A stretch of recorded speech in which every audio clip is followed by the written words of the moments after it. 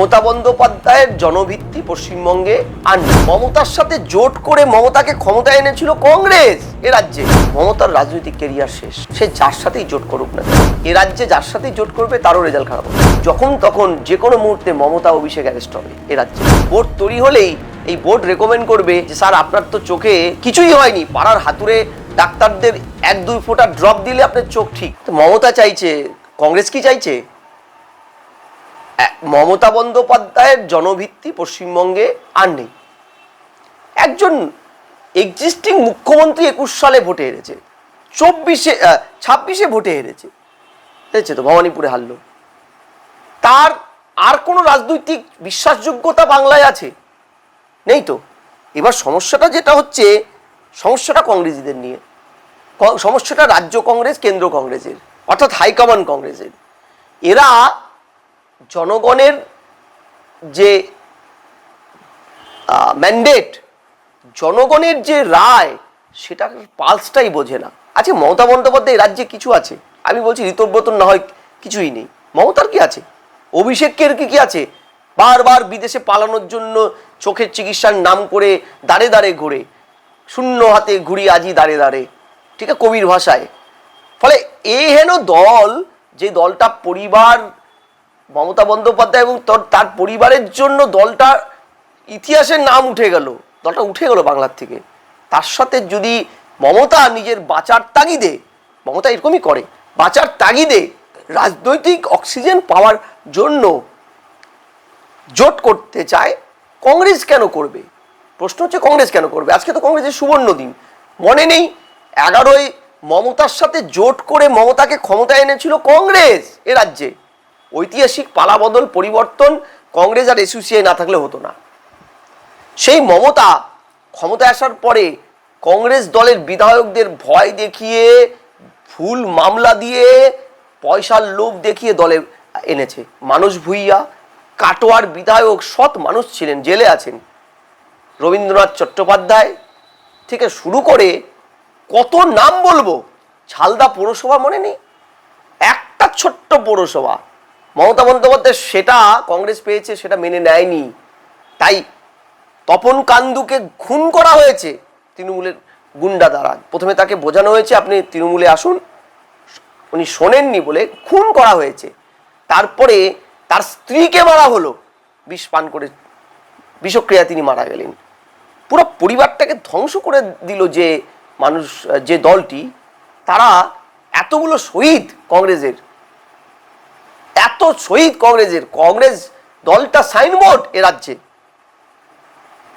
সেই দলটায় যদি সব ভুলে, শহীদের মান মর্যাদা ভুলে আজকে তৃণমূলের সাথে জোটবদ্ধ হয়ে তৃণমূলের মাটি শক্ত করতে সাহায্য করে, আমি বলবো আবার ক্ষতি হবে। আমি জানি না, হাইকমান্ড তো কোনোদিনও এই ধরনের জনগণের কথা ভাবে না। উপর থেকে রাজ্য কংগ্রেস যদি চায়ও, কেন্দ্র কংগ্রেস হয়তো শুনবেই না, শোনেনি।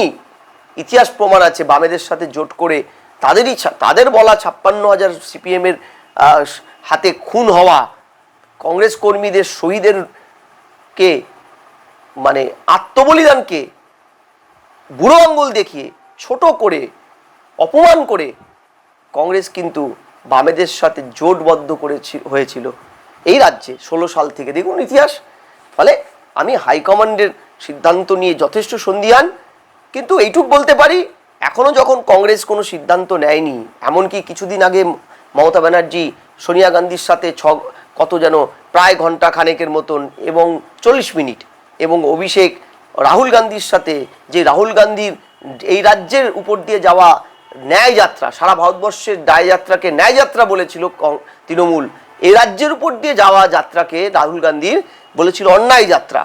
যে রাহুল গান্ধীকে হেনস্থার শিকার হতে হয়েছিল এই রাজ্যে এসে অভিষেকের দলেদের দিয়ে, সেই অভিষেকের সাথে কিন্তু 90 মিনিট কথা বলেছে। নিশ্চয়ই 90 মিনিটে ম্যাগি তৈরি করা শেখায়নি রাহুল গান্ধী অভিষেককে, বা অভিষেক ম্যাগি তৈরি করতে শেখায়নি রাহুল গান্ধীকে। নিশ্চয়ই রাজনীতিতে কথা হয়েছে। এখানেও রাজনৈতিক দল নিয়ে আমি নতুন করে কী বা বলবো, তবে এইটুকু বলতে পারি, মমতার রাজনৈতিক কেরিয়ার শেষ। সে যার সাথেই জোট করুক না কেন, নিজে ডুববে, সখাত সলিলে তাকেও ডোবাবে।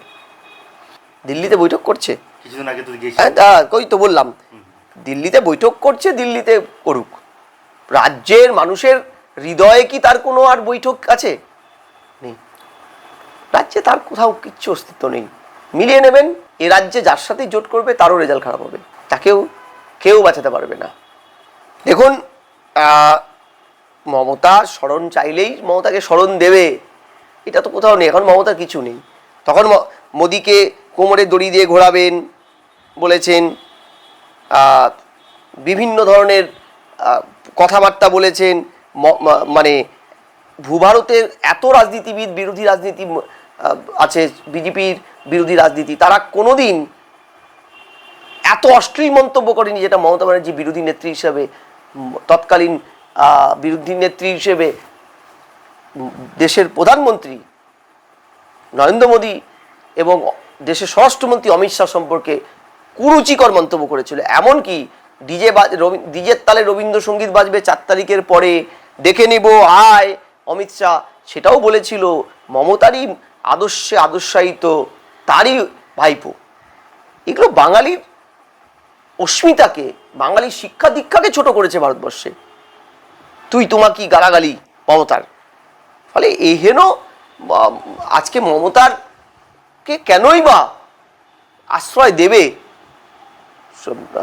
কেন্দ্রের নরেন্দ্র মোদী বা অমিত শাহ, আমি বিশ্বাস করি না। কিন্তু এইটুক যে তারা যে তলে তলে যোগাযোগ করতে চাইছেন না অভিষেককে বাঁচাতে, মমতা যে যোগাযোগ করছে না এটা নয়।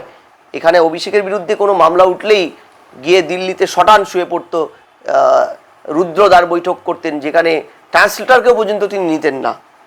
কি আলোচনা হতো আমরা জানি না, কিন্তু এইটুকু বলতে পারি, এই যখন তখন যে কোনো মুহূর্তে মমতা অভিষেক অ্যারেস্ট হবে এ রাজ্যে। হাইকোর্ট সুপ্রিম কোর্টে যাচ্ছেন, শূন্য হাতে ফিরছেন, যাচ্ছেন। হাইকোর্টে গেলেন, হাইকোর্ট থেকে সুপ্রিম কোর্টে, সুপ্রিম কোর্ট ধাক্কা দিয়ে হাইকোর্টে পাঠালেন, বললেন ওইসব হবে না, এসএসকেএম পিজিতে বোর্ড তৈরি হোক। বোর্ড যদি বলে আপনি যাবেন, বিদেশে কেন, আপনি চাঁদে সূর্যতে মঙ্গল গ্রহে গিয়েও চিকিৎসা করতে পারবেন।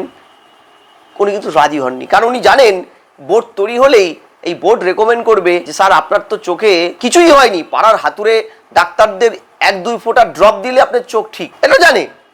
ফলে ও কিন্তু এইসব জায়গায় এড়িয়ে যাচ্ছেন, কারণ ও ডিপ্লোম্যাটিক পাসপোর্ট ভিসা এইসব জোগাড় করে নিয়ে বিদেশে পালাতে চাইছেন, সেই সব দেশগুলোতে পালাতে চাইছেন ডিপ্লোম্যাটিক পাসপোর্ট ভিসাতে, যেসব ছোট ছোট দ্বীপরাষ্ট্রে যেখানে আমাদের সাথে কোনো প্রত্যর্পণ চুক্তি নেই। যেমন ধরুন তার শিষ্য যুবনেতা বিনয় মিশ্র ভানুতুতুতে চলে গেছে, ওখানে আমাদের থেকে চুরি করা কোটি কোটি কয়লার টাকা তৃণমূলের মদতে সেই টাকা দিয়ে ভানুতুতু দ্বীপ কিনেছেন।